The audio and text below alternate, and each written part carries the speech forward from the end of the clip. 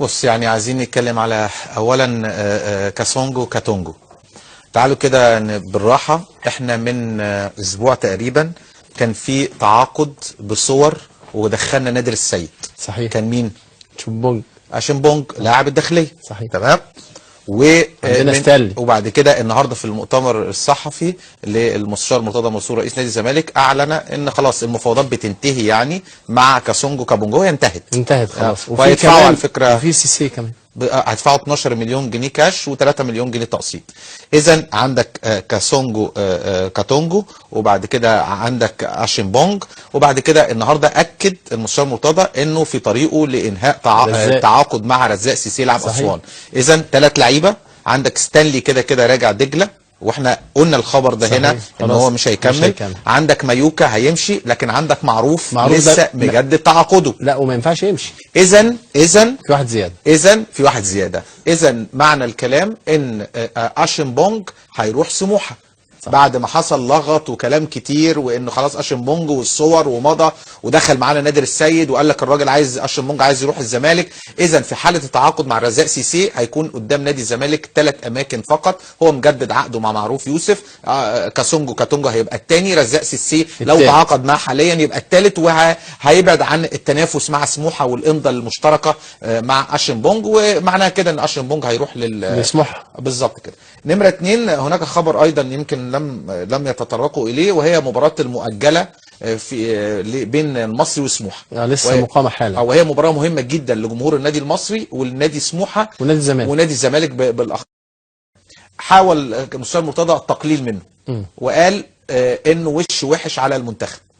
للاسف امبارح المنتخب مصر كان رئيس البعثه هو حازم امام، وفي نفس الوقت في وجود هاني ابو ريده، في نفس الوقت في وجود وزير الشباب والرياضه اللي حضر المباراه. لكن هنا السؤال اللي بوجهه المستشار مرتضى، اذا كان حازم امام وش وحش على منتخب مصر كرئيس بعثه، اتمنى من خلال المستشار مرتضى اعرف من خلاله مين كان رئيس بعثه نادي الزمالك في نهائي افريقيا اللي هزم فيها الزمالك 3-0 من صن داونز، ماميلودي صن داونز. اكيد برضو كان وش وحش رئيس البعثه اللي كان رئيس بعثه الزمالك في ذاك الوقت. الكره لا تعترف باللي وشه حلو. ده اللي انا عايز اوصله. اللي وشه حلو ده اللي عايز اوصله. هو في خلاف مع حازم فبدايق حازم، في خلاف مع احمد سليمان فبدايق احمد سليمان.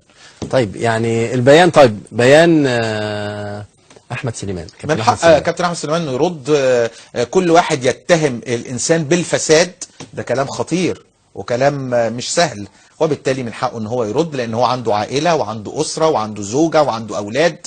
فبالتالي طبعا ما بنرميش الاتهامات كده جزافا. لازم يكون في تحقيقات، ولازم يكون في ادله ومستندات تدل على كلام المستشار مرتضى منصور، لانه هو بيمتلك عائله، وما يقبله لا يقبله على غيره، لا يقبله على نفسه. الاعداد بيقول لي ان في بكره بلاغات مقدمه من السيد احمد سليمان ضد المستشار مرتضى منصور. بالعكس، المفروض المستشار مرتضى منصور هو اللي يقدم بلاغات ضد احمد سليمان، لان بتصريحاته الصحفيه دي اللي بتؤكد انه خد 200,000 جنيه عموله، يعني بيتهمه بالفساد. فبالتالي هو معاه المستندات اللي تدل ان احمد سليمان يعني خد فلوس، فلا بد ان هو يتقدم ببلاغات ضد احمد سليمان ويتهمه بالفساد.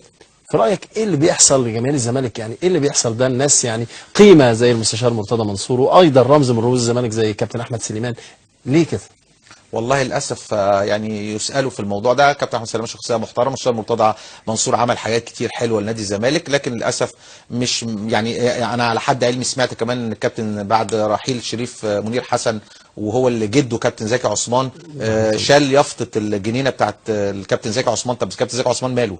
كابتن زكي عثمان نجم من نجوم نادي الزمالك وتاريخ كبير، والراجل مات بقاله سنين. يعني انت لما بتحط الكابتن زكي عثمان على جنينه، انت لا تكرم الا الكابتن زكي عثمان. لكن حفيده عمل مشكله معاك، اروح طب الكابتن زكي عثمان ماله؟ يعني لكن مؤجله في بين المصري وسموحه. لسه مقامه حالا. وهي مباراه مهمه جدا لجمهور النادي المصري والنادي سموحه ونادي الزمالك بالاخص، لان هم التنافس القوي على المركز الثالث وهو المؤهل للكونفدراليه الافريقيه.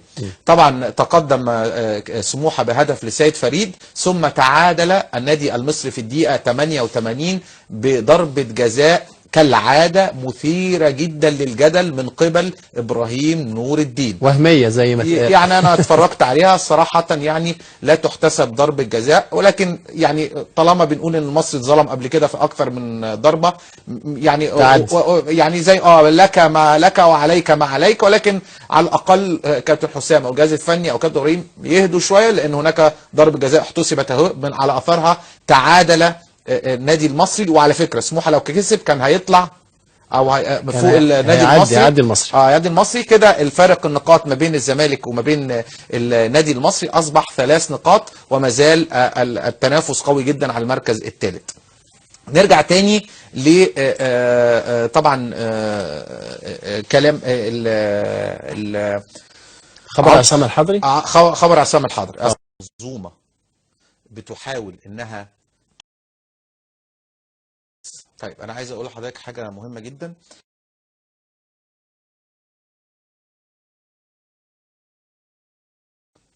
قاسيين على اللعيبه في وسط منظومه بتحاول انها تنهي الدوري باي طريقه، حتى لو على حساب اجهاد اللاعبين او حتى على حساب المستوى الفني. وبالتالي احنا عندنا دوري يعتبر دوري غير منتظم، دوري نضعه من ضمن الدوريات اللي هي متوسطه ولا وجود في منافسه فيها. صح. العداله في الدوري ان انت تلعب كل ماتشات في توقيت واحد، فاهم قصدي، في يوم او يومين زي السبت والحد في اوروبا، وان 17 ماتش على ارضك و17 ماتش ورا ارضك، وان يكون المواعيد محدده، وده المفروض العداله الموجوده. لكن ان انت تلعب كل 3 ايام عايز تخلص وخلاص، يعني بالعربي كده عايز تخلص وخلاص، فبتوصل اللعيبه عايز تنجز فما بتعملش العداله بالظبط. وبعد كده بتوصل اللعيبه في نهايه موسم اللي هم مش قادرين يشيلوا رجليهم، مفيش اجهاد. كمان انت عشان برضو البيزنس والاستثمار والعلاقات الدول العربيه بتعمل بطوله عربيه، وبتعمل بطوله عربيه في شهر 7 واللعيبه مش قادره تشيل رجليها، وانت عندك في شهر 8 و9 و10 او 11 عندك ماتشات سواء المغرب المحليين، وبعد كده عندك اوغندا هناك واوغندا هنا والكونغو هنا، واخيرا غانا هناك، بالاضافه لفرقك الافريقيه. بالظبط الاهلي والزمالك وسموحه بيلعبوا في افريقيا. اذا سيكون هناك خلال شهرين انهيار بدني. انهيار بدني ده اللي خلى النادي الاهلي النهارده في ماتش سموحه اللي جاي يعطي لعيبه زي حجازي. مش عارف حجازي هياخد راحه ليه، حجازي بقى له شهر ونص ما بيلعبش على فكره، يعني بقى له شهر ونص في اصابه. حجازي وعبد الله السعيد المجهد اجهاد تام لا وجود له امس في المباراه. شريف اكرامي بياخد راحه، سعد سمير على ما اعتقد بياخد راحه، في اكتر من لاعب بياخد راحه. لكن نفس القصه بالنسبه لنادي الزمالك اللي هيتم اعطاء راحه اعتقد لاكثر من لاعب في نادي الزمالك اللي هيلعب ماتش اسوان اللي جاي.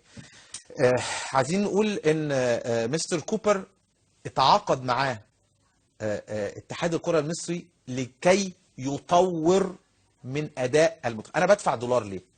انا بجيب مدرب اجنبي او عالمي ليه؟ مش عشان يجمع لي نقط، صح، لكن لا، لازم يبرز لي شخصيه. شايفين طبعا الهدف اللي دخل مرمانا كان خطا من خروج. بص شريف اكرامي لو واقف في الجون لا يمكن دي تيجي جون، لان زاويه معدومه ميته بالنسبه للمهاجم. لو واقف في الجون شاطها هيصدها، لو طلع خطوه واحده بس هيقفل الجون بتاعه وهيقفل الزاويه، يطلع خطوه واحده هيقفل الجون ويقفل الزاويه، لكن خروجه سهل المهمه جدا. لان انت هنا في مهاجم، لو شفناه تاني في مهاجم مع 5 مدافعين بالظبط. لا عايز اقول لك حاجه على فكره، ده يدل ان توقيت خروج شريف اكرامي مش مظبوط، لازم يتمرن على ده، لان مخزون الخبرات اللي عنده مش موجود. بدليل ان نفس الخروج في ماتش المقصه والاهلي، جون انطوي لو كان وقف في مرماه كان جون انطوي مش هيعرف يجيب جون، لكن خروج خلى جون انطوي يحرز هدف التعادل. طيب هل المدافعين مسؤولين؟ يعني في ناس بتقول ان علي جبر غطى الاوفسايد او التسلل، المدافعين التمركز لا بالعكس، انت لو شفت الاعاده ولو جبنا الجون تاني يا ريت كان لازم حجازي يقفل عليه من جوه، بجانب ان علي جبر وارد ان الكره تتلعب ثرو من يوسف المساكني، لكن برضو انت التمركز الصح لحجازي، تمركز الصح لعلي جبر، تمركز سليم على فكره شريف اكرامي لو واقف في الجون والكره دي اتشاطت ومسكها على الارض ولا كان حد